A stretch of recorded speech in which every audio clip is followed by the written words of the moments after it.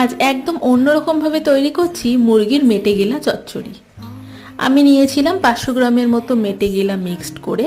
প্রথমে কড়াইয়ের মধ্যে সর্ষের তেল দিয়ে অল্প একটু জিরে আর অল্প একটু দারচিনি ফোড়ন দিয়ে আলুটা ভেজে তুলে রেখেছিলাম। তোমরা আলুটা চাইলে নাও দিতে পারো। 500 গ্রাম মেটে গেলার জন্য আমি 3টে কুচি করা পেঁয়াজ নিয়েছি, যেটা ভেজে নিয়েছি। ভাজা হয়ে গেলে দিয়ে দিয়েছিলাম একটা গোটা টমেটো। অন্যদিকে একটা পেস্ট করে রেখেছিলাম, যেখানে পেঁয়াজ, আদা, রসুন, লঙ্কা, টমেটোর সাথে বেশ কিছুটা দিয়েছিলাম ধনেপাতা। তার জন্য স্বাদটা আরও বেড়ে গেছিল। সেই পেঁয়াজ আর টমেটো ভাজার মধ্যে দিয়ে দিয়েছিলাম মশলাটা, পরিমাণ মতো ধনে গুঁড়ো, জিরে গুঁড়ো, লঙ্কা গুঁড়ো, হলুদ গুঁড়ো আর দিয়েছিলাম নুন। সমস্ত কিছুকে বেশ অনেকক্ষণ ধরে কম আঁচ করে ঢাকা দিয়ে কষাতে হবে, যেন সাইড থেকে তেলটা ছেড়ে দেয়। তারপরে দিয়ে দিলাম মেটে গিলাটা।